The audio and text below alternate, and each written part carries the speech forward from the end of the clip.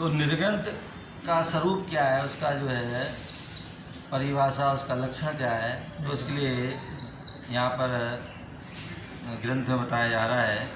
ग्रंथा कर्माष्टविधम मिथ्यात्वा वृत्ति दुष्टि योगास्य तज्जय हेतोर सठम संयत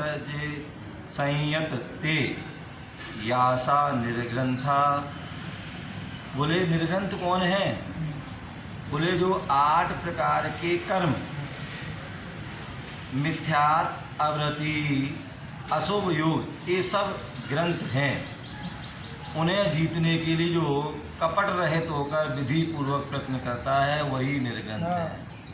जैसे अपन सामान्यतः बोल रहे हैं ग्रंथा, ग्रंथ से जो रहित होना, परिग्रह से रहित होना, वो निर्ग्रंथ। और यहाँ पर वही वैसे देखा जाए तो अंतरंग आदि जो है परिग्रह के बारे में दे रहे हैं। तो जो बोला 8 प्रकार के कर्म, ज्ञानावर्णी, दर्शनावर्णी, वेदनी, मोहिनी, आयु, नाम, गोत्र और अंतराय, तो ऐसे जो है 8 कर्म हैं। ज्ञानावर्णी, दर्शनावर्णी, वेदनी, मोहिनी, आयु, नाम, गोत्र और अंतराय, ये 8 कर्म हैं। और इन 8 कर्म को जीतने के लिए हमेशा प्रयास करते हैं। सम्यक दर्शन को धारण करते हैं तो भी उसी के लिए, सम्यक ज्ञान को प्राप्त करते हैं तो भी उसी के लिए, सम्यक चारित्र को धारण करते हैं तो वो भी उसी के लिए, और तपस्या आदि कर रहे हैं तो भी। तो जो 8 प्रकार के कर्म को जो जीतने के लिए, और मिथ्यात को जीतने के लिए, और अवृत्ति, जो 12 प्रकार की जो अवृत्ति है, उन अवृत्ति से बचने के लिए, 5 प्रकार का जो मिथ्यात है उससे बचने के लिए, और जो अशुभ योग जो है, हम दिन रात जो है हम क्या है अशुभ योग में ही लगे रहते हैं, अशुभ क्रिया में ही लगे रहते हैं। अशुभ योग जो है, तो ऐसे जो है मन संबंधी अशुभ हो गया, वचन संबंधी अशुभ हो गया, काय संबंधी अशुभ योग है। तो ये सब जो है क्या है ग्रंथ हैं। 8 प्रकार के कर्म, मिथ्यात, अवृत्ति और अशुभ योग, ये सब ग्रंथ हैं। और इन्हें जीतने के लिए क्या करने के लिए? इन्हें जीतने के लिए जो कपट पूर्वक, मतलब कपट रहित होकर, कपट रहित, यदि थोड़ा सा भी कपट है, छल कपट है, मायाचारी, अन्यथा आजकल क्या होता है, मन में कुछ होता है, वचन में कुछ होता है, काय में कुछ होता है, ऊपर से कुछ दिखते हैं और वचनों से कुछ होता है और अंदर से कुछ होते हैं। तो बोले ऐसे काम नहीं हो जाए। बोले किसी ने कहा है मनस्य एकम वचस एकम काय एकस महात्मना, मनस्य अन्यत वचन अन्यत काय अन्यत दुरात्मना।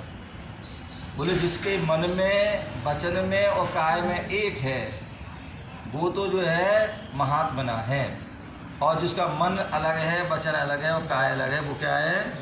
बोले दुरात्मना है। तो साधक जो है, साधुजन होते हैं, निर्ग्रंथ होते हैं, वो क्या होते हैं? उन्होंने इन कर्मों से रहित होने के लिए मिथ्यात, अवृत्ति, अशुभ योग, इनसे सब इन जो है ग्रंथ हैं, इन ग्रंथों से जो है जो क्या होते हैं जीतने के लिए कपट से रहित होकर के 100% अपनी सरलता, सहजता होना चाहिए। और विधि पूर्वक, पूरी विधि भी जो है, ऐसा नहीं जो मुनियों की जैसे जो विधि है तो वो विधि होना चाहिए, जैसे श्रावक की विधि है वो श्रावक की विधि के, तो हम वो काम करेंगे तो वही हम जो है निर्ग्रंथ कहे जा सकते हैं। यदि हम जो है विधिपूर्वक अपनी क्रिया का पालन नहीं करोगे तो निर्ग्रंथ नहीं हो सकते हैं। अब किसी ने कहा कि श्रवण कौन है? कई बार लोग पूछते महाराज आप श्रवण लिखते हैं, तो श्रवण क्यों लिखते हैं, इसका क्या रीज़न है, क्या रहस्य है? तो उनके लिए भी वो जानना जरूरी होता है। तो बोले सम सत्तु बंधु भग्गो सम स्वह दुखो पसंस निंद समो सम लोट कंचनो पुणम जीवित मरणे समो समणो। प्रवचन सार आदि ग्रंथ में 241वीं गाथा में कहा है श्रवण कौन है? जिसे शत्रु और मित्र समान है। श्रवण क्या बोले? जिसके सामने जो है शत्रु हो और चाहे मित्र हो वो उनके लिए समान। मतलब शत्रु आ गए तो उसमें द्वेष नहीं करना, और मित्र आ गए उसमें राग नहीं करना, और सुख दुख में समान। सुख हो तो भी उसमें फूलते नहीं हैं, और दुख में कभी फूलते नहीं हैं। फूल मिले तो उसमें फूल नहीं जाते हैं, प्रसन्न नहीं हो जाते हैं, और बोले जो है कांटे मिल जाए तो उसमें फूलते नहीं हैं।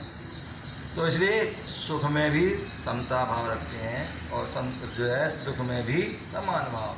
निंदा प्रशंसा क्या करते हैं, कोई निंदा कर रहा है तो भी उन्हें कोई फर्क नहीं पड़ रहा है, और प्रशंसा कर रहा है तो भी नहीं। तो निंदा और प्रशंसा के प्रति जिनको समता है, जिसे लोट मिट्टी का ढेला और स्वर्ण, सामने कोई मिट्टी डली है तो उन्हें भी कोई फर्क नहीं पड़ता है, और सामने सोना ही पड़ा है तो भी उन्हें कोई समान नहीं पड़ता है। और जीवन और मरण, जन्म हो रहा है किसी का तो भी उन्हें कोई फर्क नहीं पड़ रहा है, और मृत्यु भी नहीं हो रही, मृत्यु भी हो रही है तो भी नहीं। तो इन सब में जो समता भाव रखते हैं वो क्या होते हैं, श्रमण होते हैं, अथवा जो मोक्ष मार्ग के लिए श्रम करते हैं वो श्रमण होते हैं। ऐसा जो है उस स्वरूप के लिए कहा गया है। क्या कहा गया है, ऐसे उस स्वरूप के लिए कहा गया। कितनी अच्छी बल्ला जो बात कही है कि जो शत्रु और मित्रता में क्या रहते हैं, समान भाव, दुख सुख में समान भाव, निंदा प्रशंसा में उनकी समता भाव है, और मिट्टी और सोने में भी जो समान भाव, और जीवन मरण में जो समान भाव है वही श्रमण होते हैं। ऐसे ही वह श्रमण जो